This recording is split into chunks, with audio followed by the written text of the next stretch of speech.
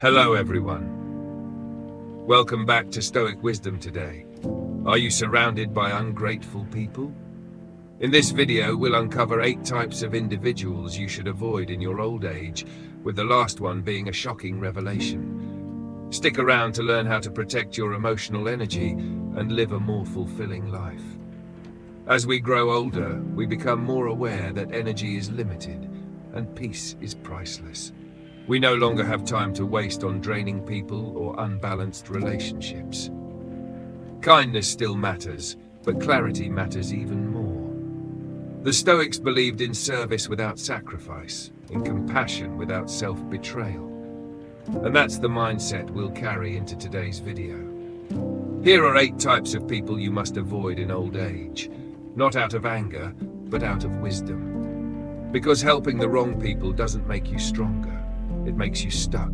And when your time becomes more precious than ever, protecting your peace becomes a practice of self-respect. Let's begin. The first type, the ungrateful. The first type to avoid is the ungrateful. These are the people who take and take without ever pausing to say thank you. You support them, you show up, you offer your time, your resources, your care. And what do you get in return? Silence, entitlement, maybe even criticism. The Stoics would call this a violation of reciprocity, the natural give and take of human relationships. Seneca warned us, "It is not the man who has too little, but the man who craves more, that is poor." When you keep helping someone who never acknowledges your efforts, you're not just losing time, you're leaking dignity. You begin to resent what used to come from love. And over time, you stop trusting your own generosity. Gratitude is not just about manners. It's about maintaining mutual respect. And if someone consistently refuses to appreciate you, let them go without bitterness. Redirect your energy to those who value it. The second kind, the lazy. Next, the lazy. These are the people who wait for others to do what they could do themselves. They're always too tired, too overwhelmed, too busy, but somehow always available to benefit from your effort. They might appear helpless, even charming in their need. But beneath that is a pattern. They expect you to carry what they refuse to even lift. Helping once or twice is kindness. Helping endlessly becomes enablement. Epictetus taught, "Don't explain your philosophy, embody it." If someone refuses to take initiative, to learn, to grow, they're not your student, they're your burden. And if you continue to carry their load, you deny them the chance to develop real resilience. In old age, energy is gold. Don't spend it carrying someone else's laziness.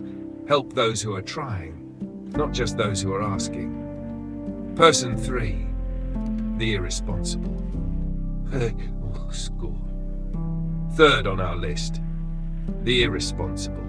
These are the people who never finish what they start, never own up to their mistakes, and always find someone else to blame. When things go wrong, it's the system, the weather, their past, or worse, you. They avoid accountability like it's a plague, and in doing so, they transfer their chaos onto others, especially the dependable ones like you. Marcus Aurelius reminded us, "Kirgs, you always own the option of having no opinion. There is never a need to get worked up." But being around irresponsibility often forces you into over-functioning. You fix their messes, meet their deadlines, remember their promises, and in doing so, you abandon your own priorities. If someone refuses to carry their responsibilities, don't offer your hands. Let them learn, or let them fall. Your peace is not their safety net. Number 4, the narcissist. Next, the narcissist. They have one focus, themselves. Their wins, their pain, their story. You could pour your heart into helping them. They'll barely notice. These are the people who make every conversation about them, who seek admiration but never offer empathy, who consume your attention but never ask how you're doing. At first, they might seem charismatic, even magnetic. But over time, you'll notice You shrink when they shine. Helping a narcissist is like pouring into a bottomless cup, and when you stop, they punish you with silence or guilt. Seneca taught, associate with people who are likely to improve you. If someone drains your confidence, questions your worth, or dismisses your needs, it's not help, it's self-abandonment. Let them go. You're not here to be an accessory to someone else's ego. Number 5. The chronic critic. Next, the chronic critic. This person is never satisfied. No matter how much you give, build, or do, it's not enough. They nitpick, they undermine, they cloak their negativity in just being honest. But honesty without kindness is cruelty in disguise. Being around a chronic critic chips away at your self-worth. You start questioning your ideas, your decisions, even your identity. Marcus Aurelius wrote, "The opinion of 10,000 men is of no value if none of them know anything about the subject." Critics love to speak loudly, even when they know little. And if you're not careful, you'll start to internalize their noise. Old age is not the time to explain yourself to people who are committed to misunderstanding you.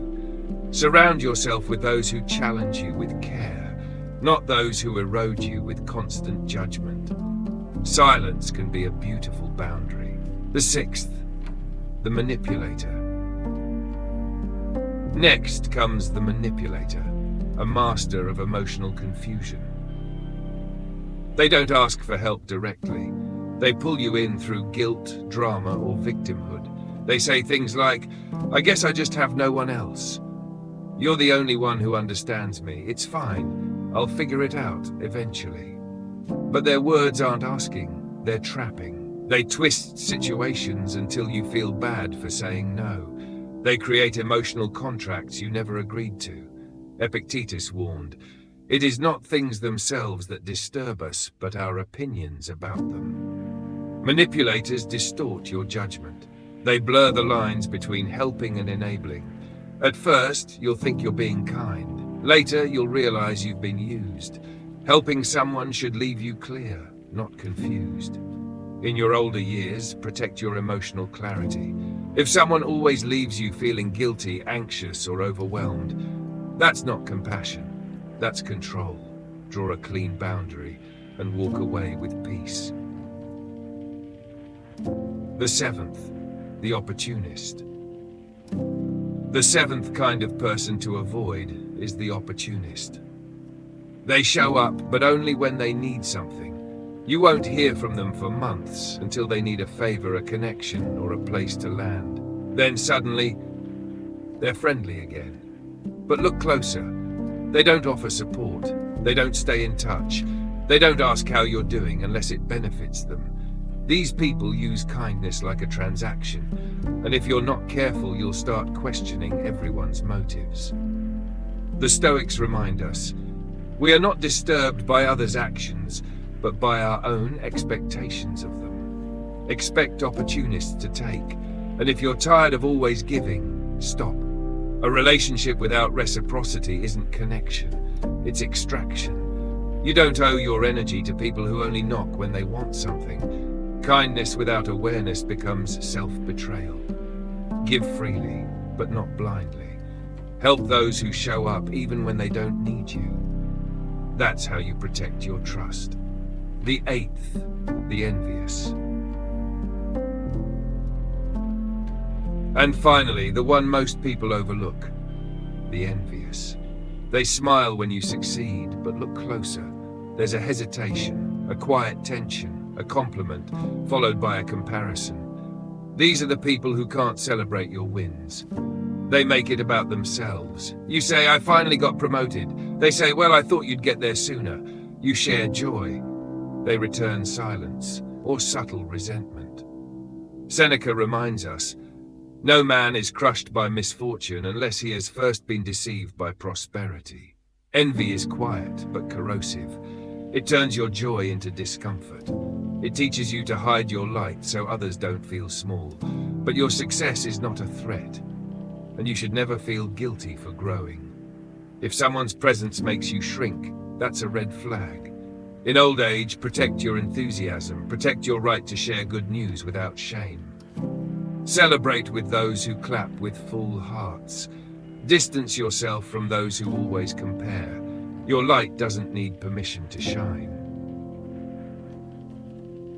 Conclusion: Stoic clarity, Stoic compassion. So there you have it.